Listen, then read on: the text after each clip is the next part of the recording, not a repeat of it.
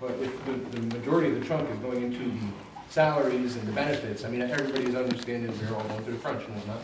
And I completely understand the contract issues, but, I mean, I have 2 children myself that are in the school system. Unfortunately, I'm not being contracted for an increase in raise.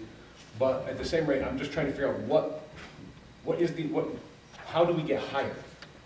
Is it a question, I mean, are you saying that we need more teachers, or the teachers? Higher in improvement? In ranking. Oh, higher in ranking. I mean, how do we improve our education behind our children? Are you saying the current amount of teachers and their ability is lacking?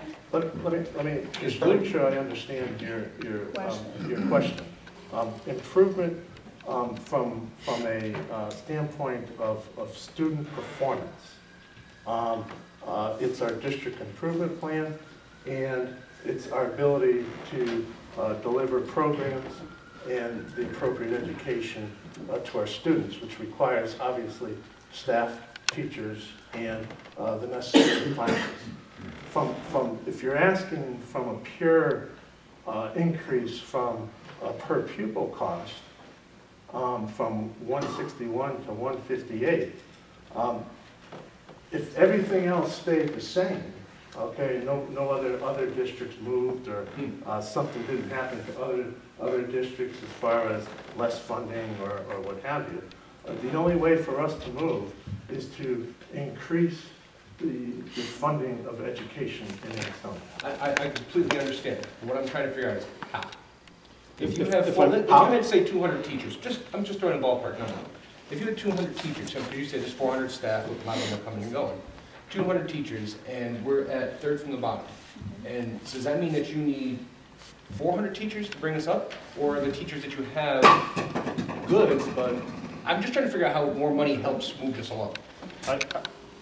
When you have time to review it, I would suggest the very last page. Right. What I would call this is the symptoms of funding, whether for good or for bad. So what you can see here are things like class size. So obviously increasing teachers makes class size go down. Fewer kids in the classroom. Library books, computers.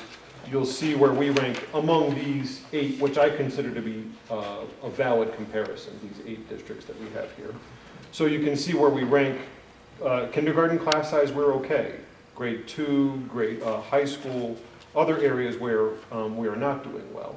The other part of the budget presentation that Mr. Lawler alluded to are the sheets that look like this, where they're on the landscape.